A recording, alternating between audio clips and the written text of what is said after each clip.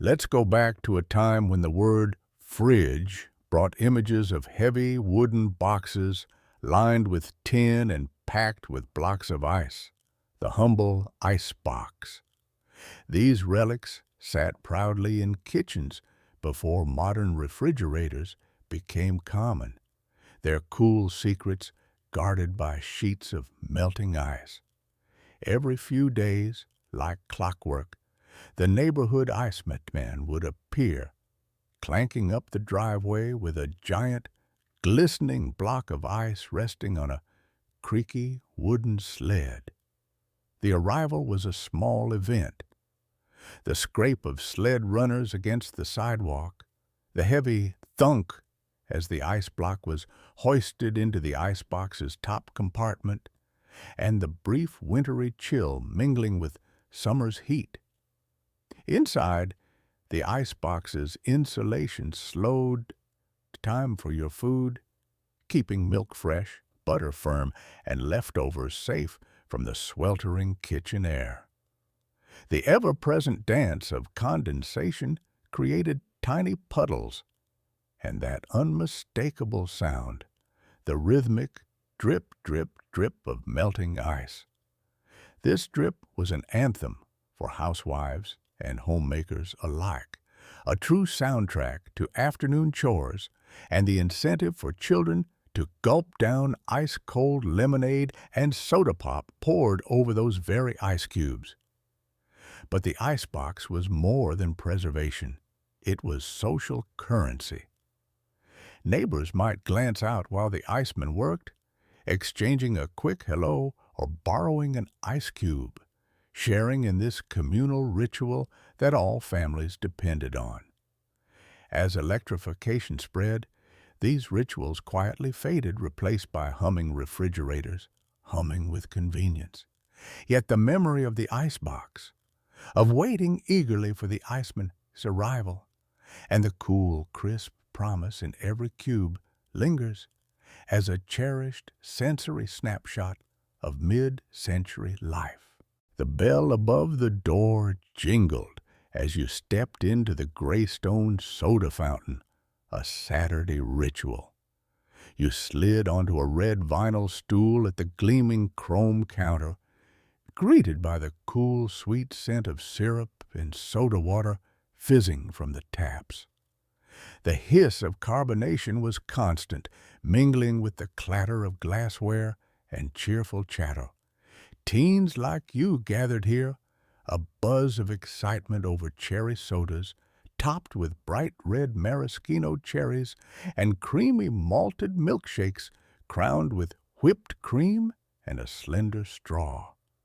The soda jerk in his crisp white apron spun the malted mix with practiced flair. Your hand clutched the cool glass as the jukebox in the corner crackled to life. Buddy Holly or Chuck Berry filled the air, fueling laughter and shy glances across the counter.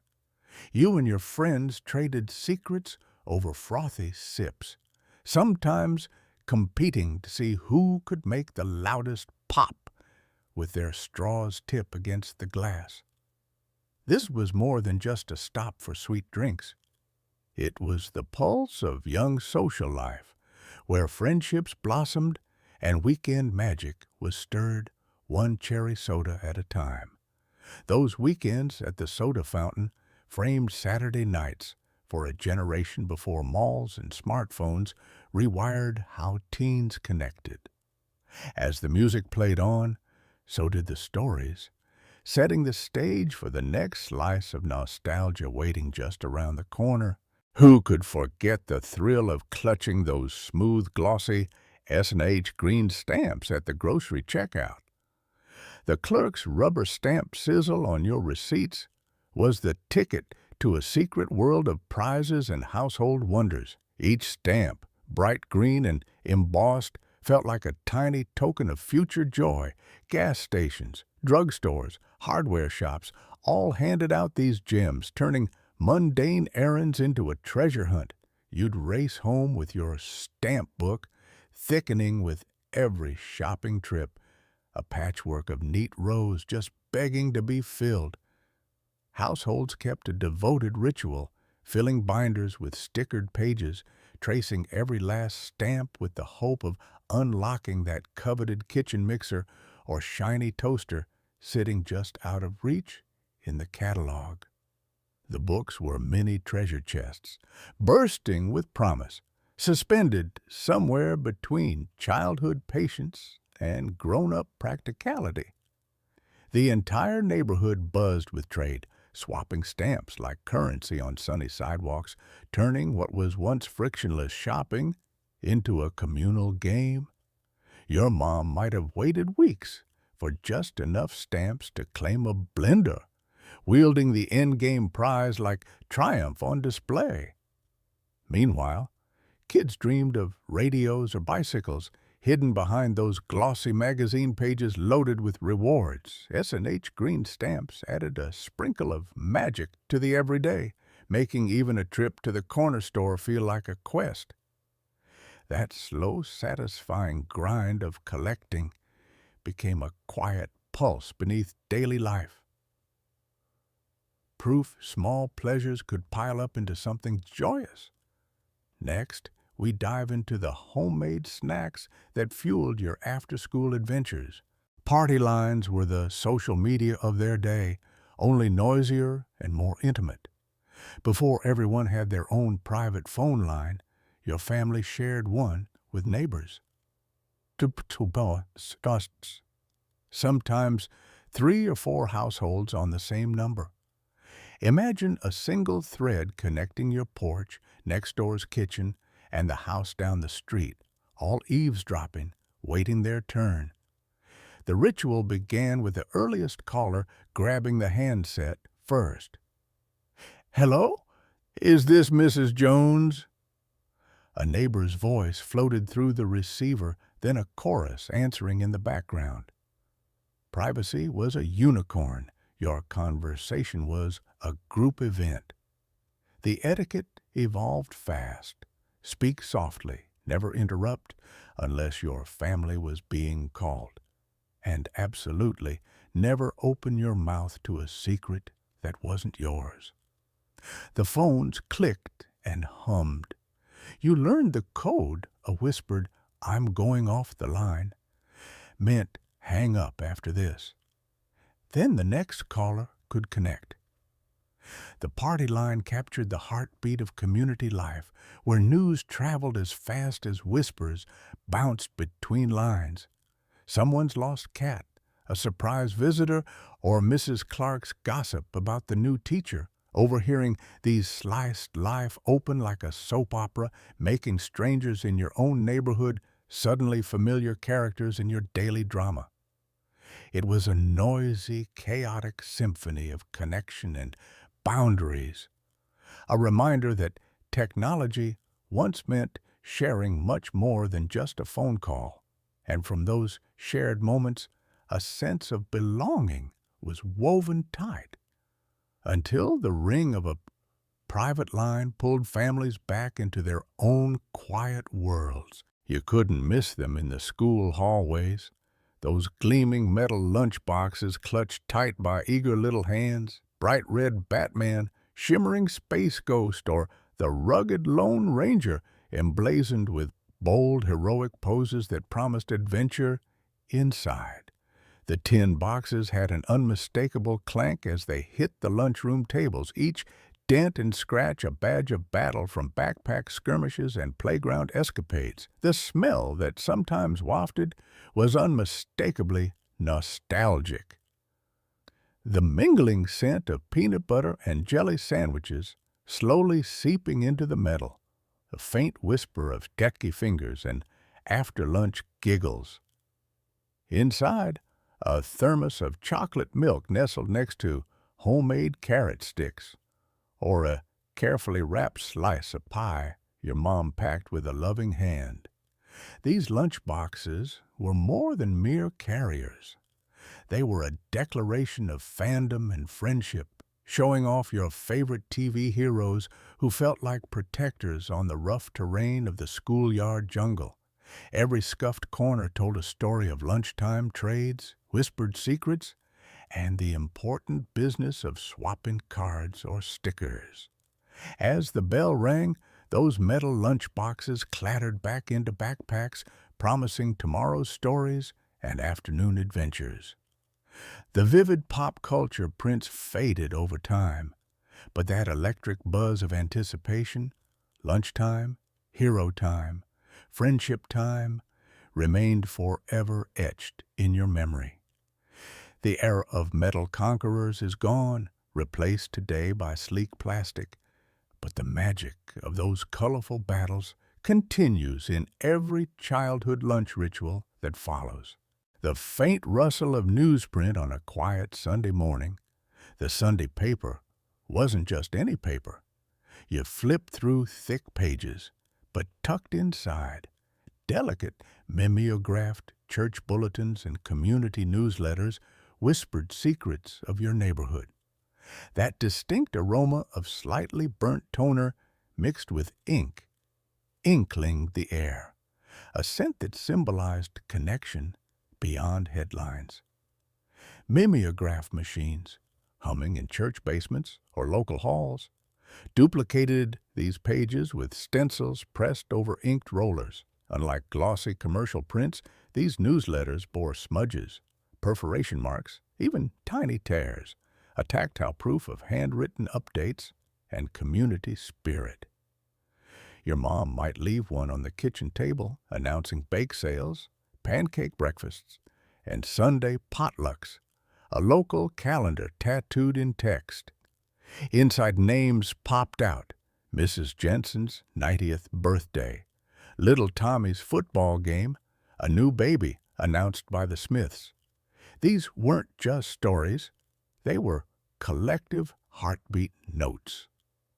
Neighborhood events, prayer requests, volunteer drafts, each mimeographed bulletin stitched the social fabric tighter in ways modern feeds barely replicate. Some bulletins came folded as crisply as origami, others freshly creased from sticky fingers. Joining the dots between local happenings was a Sunday ritual, an analog scroll of belonging. Today, digital newsletters flash briefly before vanishing in inboxes, but the Sunday mimeograph lingered like a well-worn postcard. That gentle swipe of paper revealed a community's voice, warmed by the machine's mechanical hiss, and the human stories inked between lines.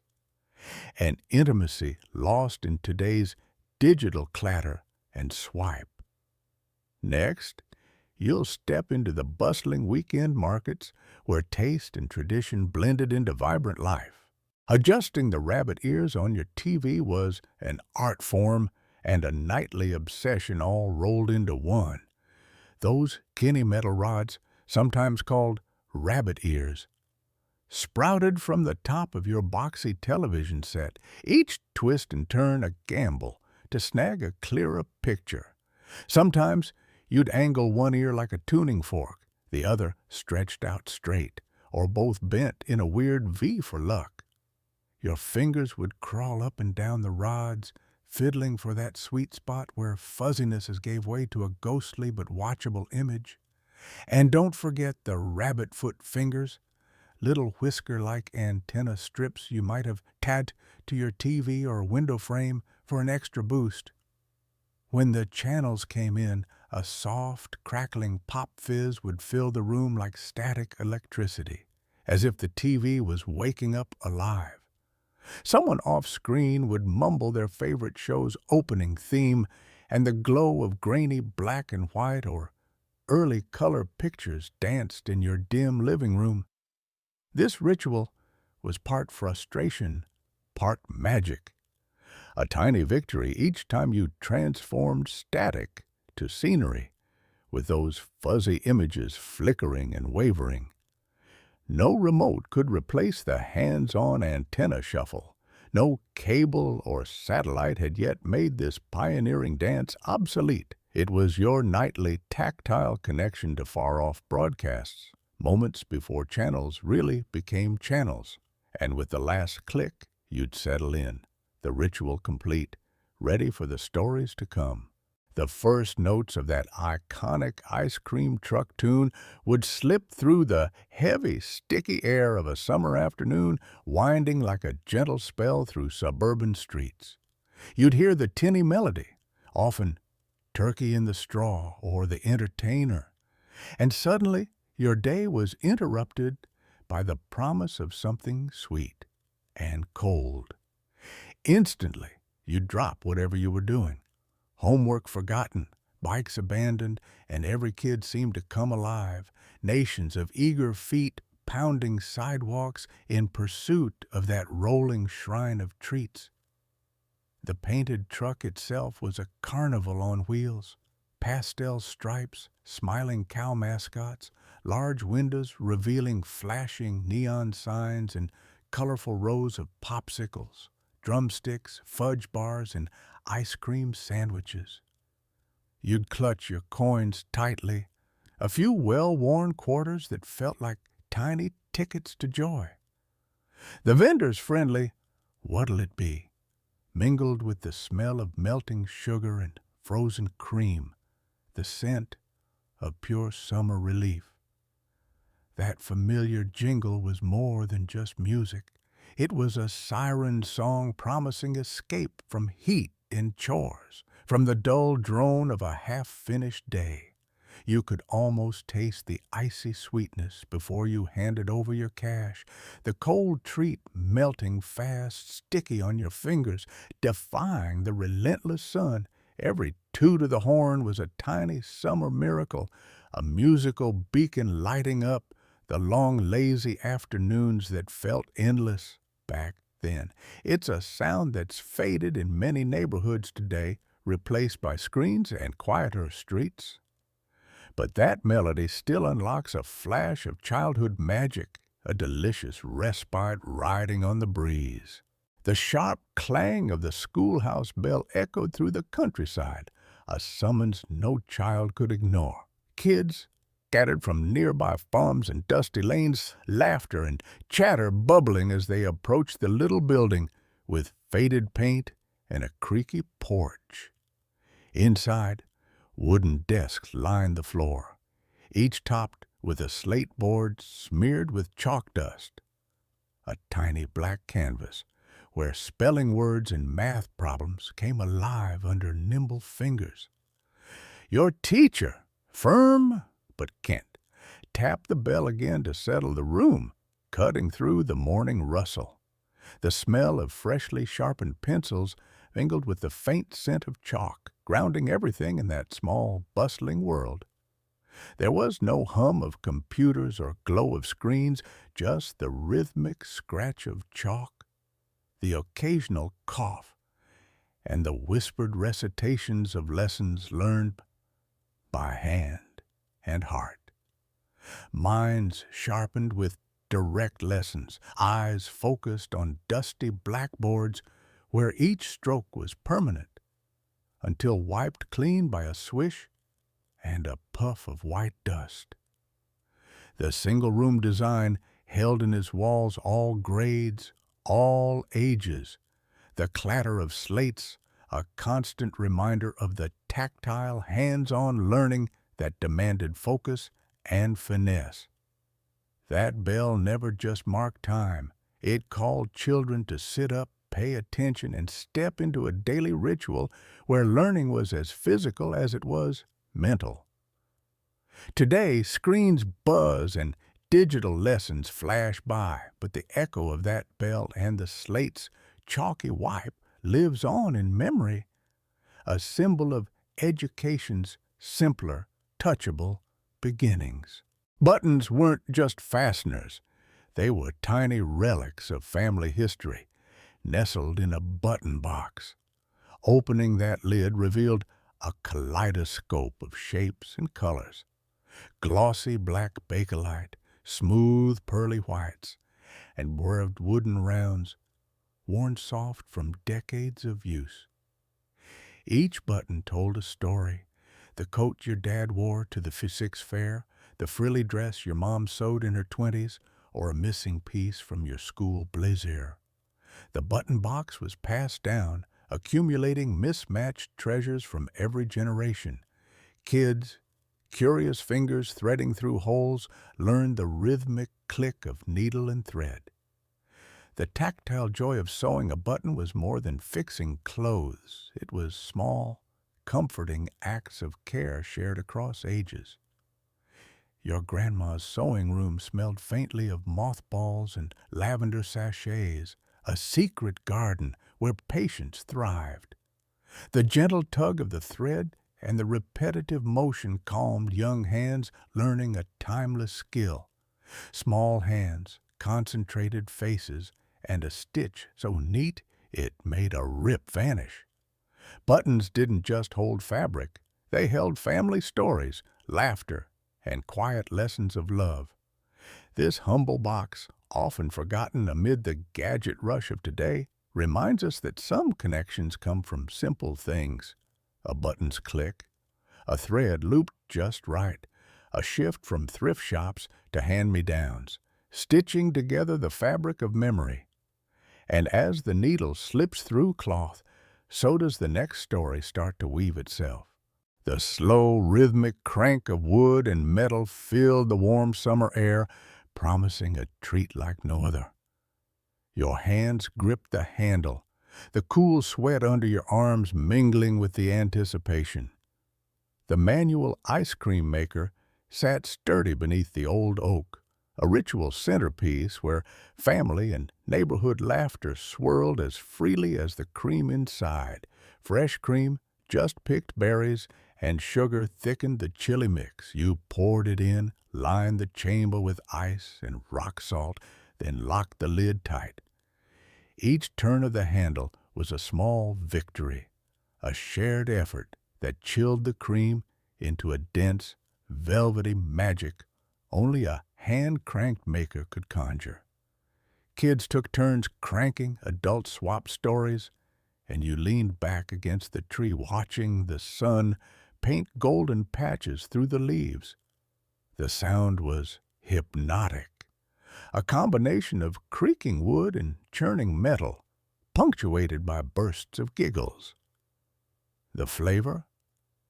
Pure nostalgia, creamy and rich with just a hint of the summer berry's tartness, melting slower than store-bought scoops, rewarding patience with taste. This wasn't just dessert, it was a ceremony, mixing hands and hearts, waiting for the cooling reward that anchored summer afternoons. The communal churn-honored tradition, in a way electric machines never could, inviting everyone to be part of the sweet, sticky, slow process. Next up, the savory aromas that rose from backyard grills, marking another iconic ritual of summers past. Click, clack, ding! The unmistakable rhythm of a manual typewriter filled the room, each keystroke a small explosion of ink and motion. Underneath the crisp white sheet sat a thin, delicate sheet of carbon paper, the unsung hero of duplication. Press hard and a perfect mirror image of your words appeared on the sheet below, creating an instant copy without a single click or send. This was office magic, before digital. No printers, no cloud backups. Just you, your fingers, and the satisfying slap of each keystroke. The sound echoed through homes and workspaces, a rhythmic heartbeat marking progress, while the faint, oily scent of ink and paper hung in the air. Misstrike meant smudges and errors, so each letter counted.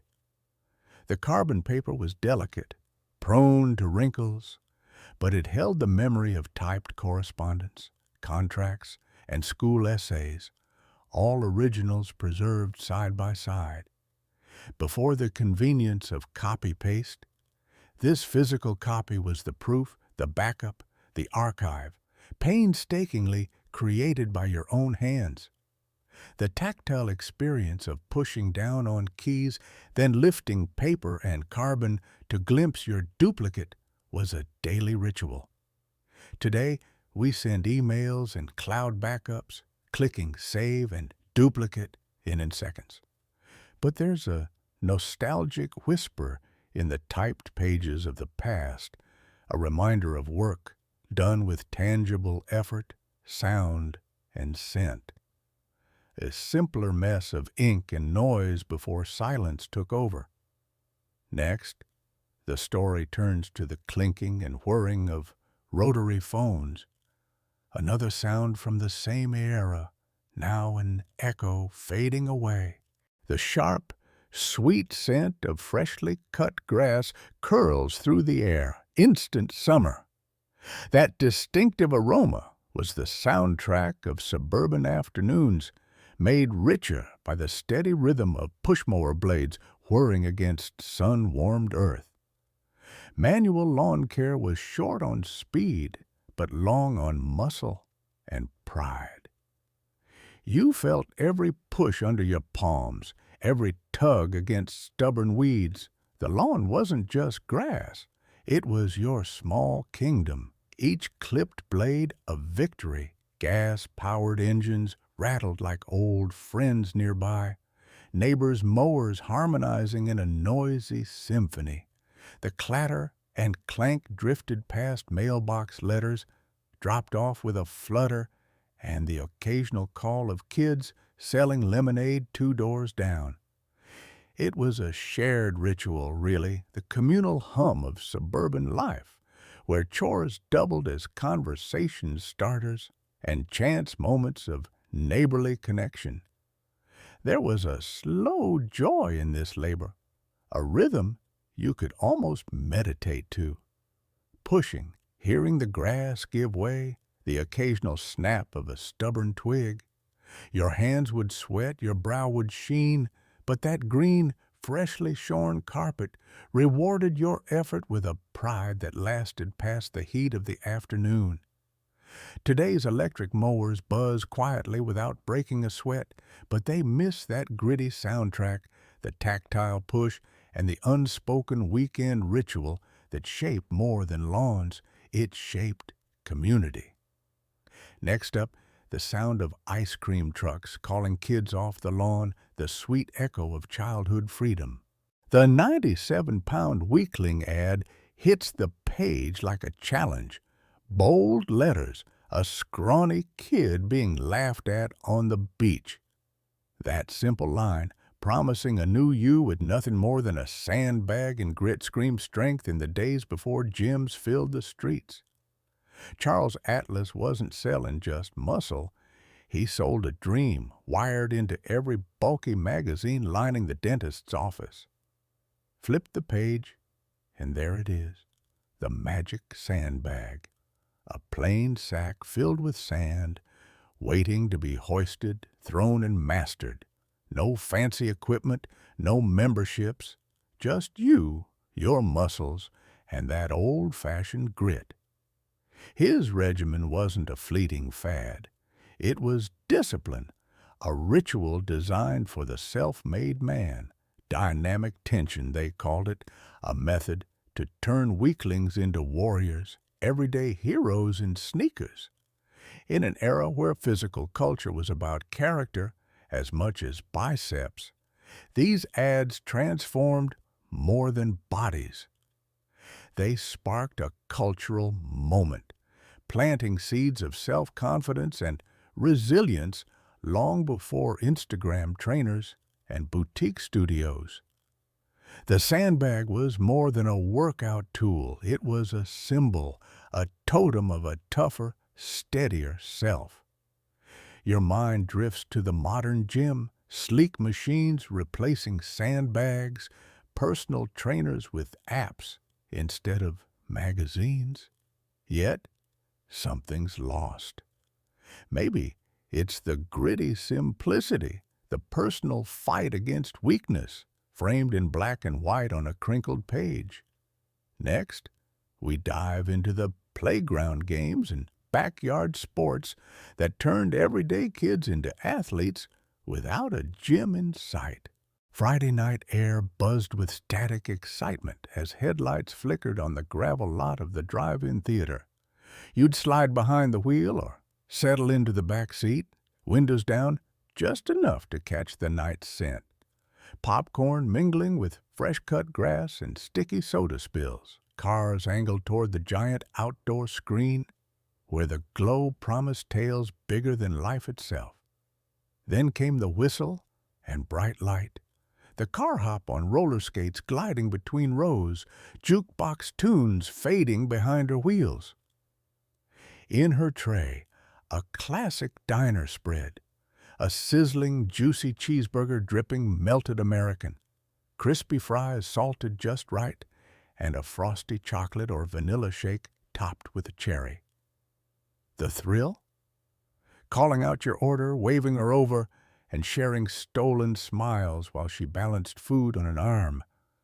An effortless dance of friendliness and flirtation. Drive-ins were more than movie theaters. They were social hubs, pulse points of Americana, where the silver screen met the crackle of radio ads and the laughter of teenagers huddled in the back seat. First dates thrived in this warm halo of neon signs and starry velvet skis. Kids munched on corn dogs and peanut brittle, their faces lit by the flickering film before dozing off in car seats, dreaming of drive-in adventures yet to come. That night, cinema wasn't just something you watched.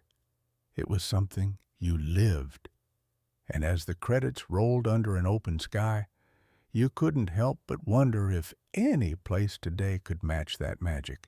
Pop a 45 RPM single onto the record player, and a world of crackle and rich analog warmth unfolds. The 7-inch vinyl was your golden ticket to the latest hits, with a bright, often illustrated sleeve that felt almost like art in your hands. Holding that fragile disc, you'd carefully place the needle at the edge, hearing that final scratch before the music came alive. Every spin demanded care. A bump could send the needle skipping, ruining your groove. These little wax wonders weren't just music carriers, they were ritual tools. Teenagers clustered in bedrooms, framing friends around turntables like a sacred circle while the needle dropped. Social gatherings hinged on a stack of 45s, flipping side A to side B, letting the hits run long into the night. There was an intimacy here, no rewind button, just your memory guiding when to flip the disc, and anticipation building for the next song. Unlike today's endless digital playlists, each 45 was fleeting, yet precious. You could read the liner notes, see the band photos, and fumble with the sleeve, connecting tactilely to the music. Vinyl's unforgiving surface made every listen deliberate, embedding songs deep into your memory. The needle's journey was a ritual, one that demanded patience, presence, and a touch of magic. Soon, cassette tapes and CDs would challenge the reign of vinyl, and digital files would make music endlessly accessible. But that nostalgic crackle and the heart of the 45 RPM single linger as a symbol of music's golden era. The rotary phone's circular dial was a ritual in itself. Each finger plunged into a numbered hole, then a slow, satisfying whirl, back to starting position. That mechanical ticking, almost like clockwork, set a rhythm to your call, grounding the frantic pace of modern life. It wasn't just dialing, it was a moment to pause, to focus. Placing your finger just right against the plastic, resisting the urge to hurry, this was patience personified. But what if the number you needed wasn't easy to dial, or the line was busy? That's where the human touch entered, the operator. From behind her switchboard, a woman with headphones and a gentle voice became the indispensable link bridging distances. With nimble fingers, she flipped connectors on thick, buzzing panels, weaving calls through labyrinthine cables. That warm, attentive operator, "Get me Tokyo 5273, echoed intimacy in an era before speed dials and screens. Each request reminded you communication wasn't just about technology. It was about connection, about a person helping another voice reach home. And when calls were met with a friendly laugh or a patient "hold on just a moment," it reinforced that warmth beneath the wires and dials. The rotary phone and its operators were a tactile human dance in a mechanical world, an invitation to slow down and savor that ring's arrival. Next came the magic of party lines and shared conversations where neighbors gathered around more than just the dial tone. Before dawn, the world feels softer, quieter. Just a faint hum of streetlights and the occasional clink of bike spokes spinning. For countless kids in the mid-20th century, these early mornings meant one thing: the paper route. On creaking bicycles, rain slickers pulled tight, they navigated sleepy neighborhoods, clutching stacks of folded newspapers. The Daily News, the Evening Herald, each bundle a promise of connection. The rustle of broadsheets landing on porches was a morning drumbeat, waking entire towns one headline at a time. Your hands, chilled by dawn air, learned the rhythm. Fork, toss, pedal, repeat, weaving through streets that soon buzzed with paperboys' calls. "Extra! Extra! Read all about it." This wasn't just about pocket money, though a few dimes for candy or a movie ticket sweetened the chore. It was about responsibility, counting papers, dodging mailboxes, and knowing each address by heart. Your route was your kingdom, your mission and pride. Rain or shine, the paperboy's role became the town's pulse, delivering not just news, but friendship, anticipation, and a daily dose of the world beyond front doors. By mid-morning, the streets transformed, doorsteps scattered with newspapers, a community plugged in and ready for the day's stories. The paper route taught more than punctuality. It was a rite of passage, ushering kids into the wider world while grounding townsfolk in shared moments. From those early bells of responsibility, jump forward to more modern ways. Digital alerts and news apps just a swipe away. But the magic? That tangible rhythmic connection, now just a nostalgic whisper in morning air. Before the evening's big show kicked off, your screen came alive with a geometric dance, the infamous test pattern. Those colorful circles, grids, and lines weren't just decoration. They were the TV's way of tuning itself, a symphony of shapes waiting silently in the glow of a warm CRT tube. Static hissed softly in the background, a fuzzy white noise that felt like white snowflakes on a cold winter windowpane. Then, almost ritualistic, the test card tune played, a short, almost eerie melody crackling from those bulky speakers, inching your anticipation higher.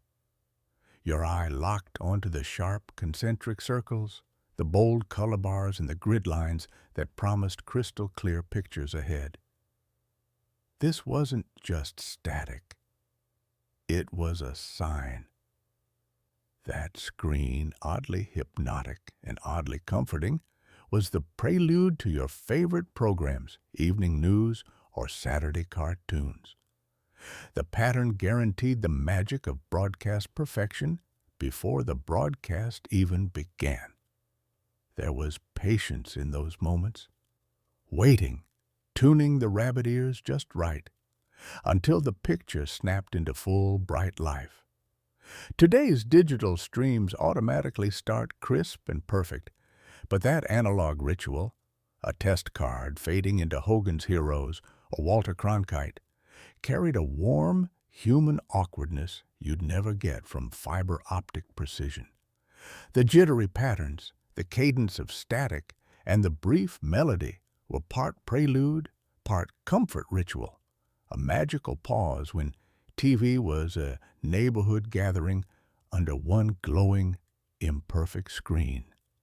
Next, the buzz and pop of a true broadcast moment, the opening theme songs that launched 1,000 family living rooms into shared stories. Classic American kitchens of the mid-20th century were a playground of tactile, hands-on gadgets that turned cooking into a sensory ritual.